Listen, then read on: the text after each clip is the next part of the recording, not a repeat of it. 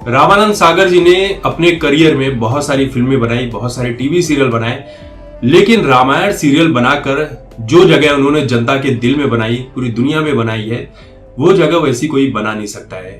रामायण पर बहुत सारी फिल्में बनी, बहुत सारे टीवी सीरियल आए, लेकिन जो बात रामानंद सागर जी के रामायण में थी वो कहीं और पर दिखाई नहीं पड़ती है। अपने जिंदगी के अंतिम समय में भी वो कितने पॉजिटिव इंसान थे वो आप इस वीडियो में समझ। जरा आप सोचिए कि आपकी मौत होने वाली है, आपको पता हो कि आप इस बीमारी से ग्रसित हैं और कुछ समय के बाद आपकी मौत हो जाएगी, आपको पता है आप मरने वाले हैं, लेकिन उसके बाद भी अगर आप पॉजिटिव हैं, उस चीज को बहुत ही अच्छे तरीके से ले रहे हैं, तो ये आपके अंदर की एक अनोखी ताकत होती है और ये ताकत हर किसी में नहीं होती। बहुत ही कम लोगों को पता है कि रामानंद सागर जी टीबी की बीमारी से जूझ रहे थे और उस दौर में टीबी की बीमारी का कोई इलाज नहीं था। उसी दौरान उन्होंने एक डायरी लिखने की शुरुआत की थी और उस डायरी को देखकर लोगों ने यही कहा कि मौत के बिस्तर पर पड़े रहकर कोई इस तरह की बात कैसे लिख सकता है। रामानंद सागर जी के बेटे हैं प्रेम सागर, उन्होंने उस डायरी का कुछ अंश जो है उसके बारे में बात की है। उनका ये कहना था कि रामानंद सागर जी को पढ़ने लिखने का बहुत शौक था, वो दिन रात कुछ न कुछ पढ़ाई लिखाई किया ही करते थे। एक दिन उन्हें खांसी आई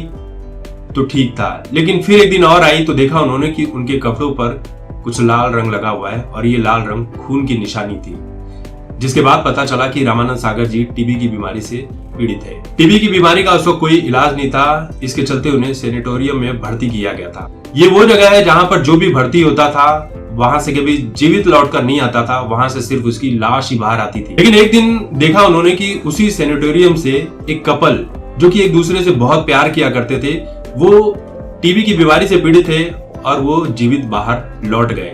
ये बात उन्हें बहुत ज्यादा इंस्पायर कर गई। उन्हें इस बात का एहसास हुआ कि प्यार जो है वो किसी भी बीमारी को, बड़ी से बड़ी बीमारी को मात दे सकता है। उसी दिन से उन्होंने डायरी लिखने की शुरुआत कर दी, मौत के बिस्तर से डायरी टीबी पेशेंट की। उनकी कहानियां जो है वो साहित्य से जुड़े लोग पढ़ा करते थे। पिताजी ने कॉलम लिखकर भेजना शुरू किया। कई बड़े संपादक जो है वो अपने अखबारों में उनके कॉलम को छाप दिया करते थे।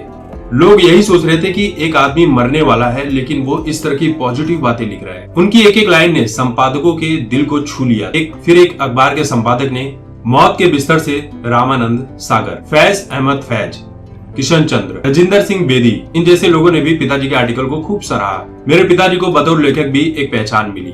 यानी आप सोच लीजिए कि कितनी पॉजिटिव स्टोरी है। अगर आपको पता हो कि आपकी मौत होने वाली हो, फिर भी आप उसे पॉजिटिव तरीके से लेते हैं, तो इससे बड़ी बात कुछ हो ही नहीं सकती है, क्योंकि ये हर किसी के बस की बात होती भी नहीं है।